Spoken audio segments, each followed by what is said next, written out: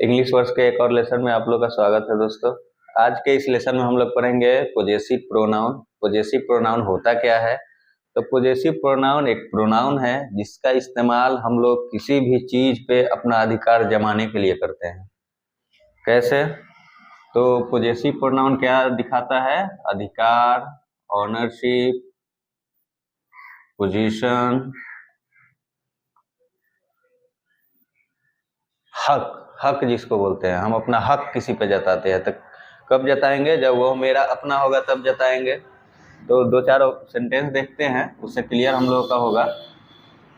Personal pronoun में हम लोग इस चार्ट के माध्यम से देखे थे कि nominative case, objective case, possessive case के दो form, possessive adjective, possessive pronoun. तो इस अब नॉमिनेटिव केस से ही आपका पॉजेसिव प्रोनाउन बना हुआ है। पॉजेसिव प्रोनाउन इतने ही होते हैं, इससे ना ज़्यादा होता है ना कम होता है।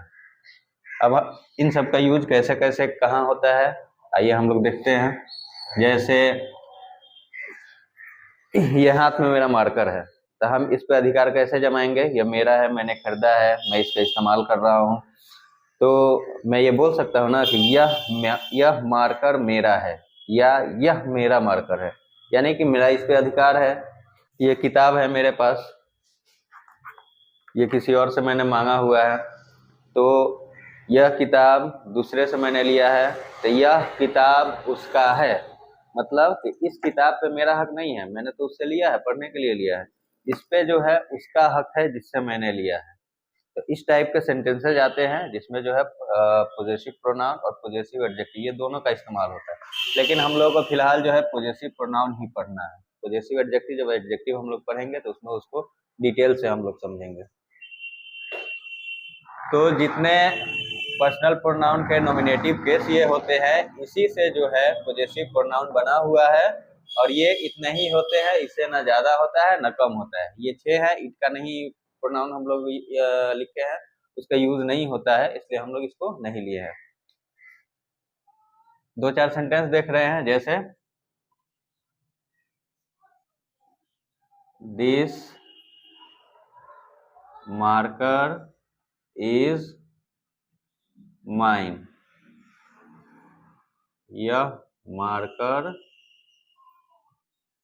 मेरा है।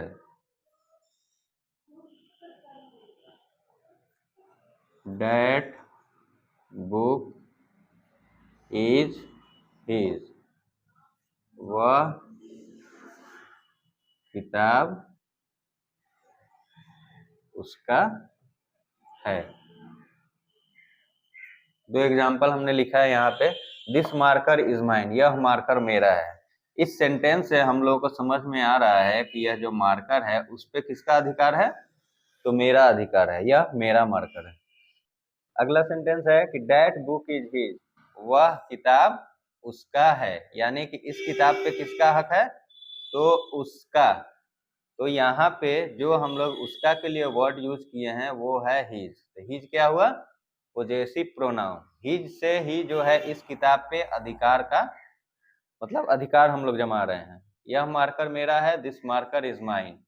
तो मेरा का यहाँ पे इंग्लिश माइन हुआ, यानी माइन से ही इस मार्कर पे अधिकार का पता चल रहा है। दिस मार्कर इज माइन, यह मार्कर मेरा है।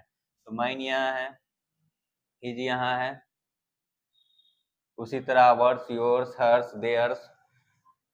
आई का ही पॉजेसिव प्रोनाउन माइन होता है, वी का पॉजेसिव प्रोनाउन आवर्स होता है, यो का पॉजेसिव प्रोनाउन योर्स होता है, ही का पॉजेसिव प्रोनाउन हिज होता है, शी का हर्स होता है, दे का देयर्स होता है। तो बस यही पॉजेसिव प्रोनाउन होते हैं, इन्हीं का इस्तेमाल हम लोग वर्ड में किसी सेंटेंस में करते हैं किसी भी चीज पे अधिकार जमाने के लिए। पॉजेसिव प्रोनाउन और पर्सनल प्रोनाउन। प्रोनाउंस में दो प्रोनाउन हम लोग का क्लियर है, ये तीसरा है, हम लोग पढ़ेंगे इसके बारे में, रिफ्लेक्सिव प्रोनाउन। रिफ्लेक्सिव प्रोनाउन किसे कहते हैं? तो यहाँ इस चार्ट में ही मैंने उसको शो कर दिया है कि reflexive pronoun, emphatic pronoun. Reflexive और इम्फेटिक दोनों एक ही होते हैं, लेकिन वो डिपेंड करता है कि कब हम उसको रिफ्लेक्सिव बोलेंगे, कब इम्फेटिक बोलेंगे, वो इसके इस्तेमाल पे डिपेंड करता है। तो हम लोग को समझना है कि कब हम उसको रिफ्लेक्सिव कहेंगे, रिफ्लेक्सिव प्रोनाउन, और कब हम उसको एम्फेटिक प्रोनाउन कहेंगे। तो पहले रिफ्लेक्सिव के बारे में जानेंगे।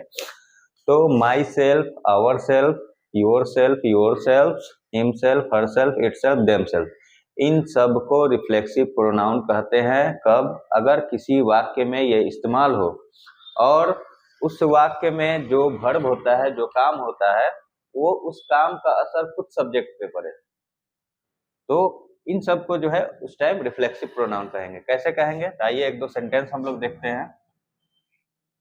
आई हर्ट माई सेल्फ, मैंने खुद को चोट पहुंचाई।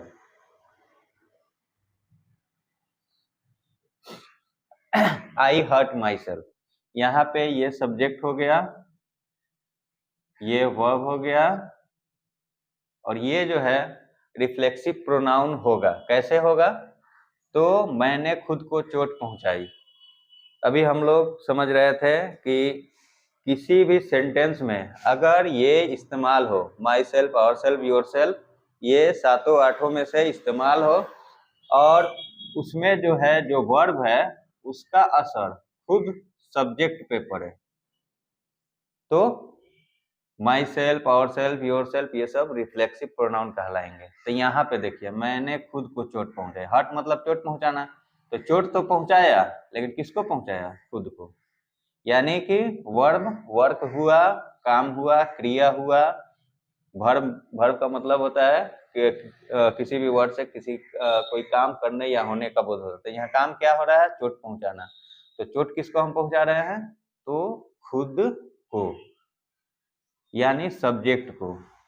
तो रिफ्लेक्सिव प्रोनाउन किसे कहते हैं? तो इन सब वर्ड्स का इस्तेमाल हो किसी वाक्य में और उसमें जो है वर्ब का असर खुद सब्जेक्ट पे पड़े, तो इस वर्ड को हम लोग रिफ्लेक्सिव प्रोनाउन कहेंगे।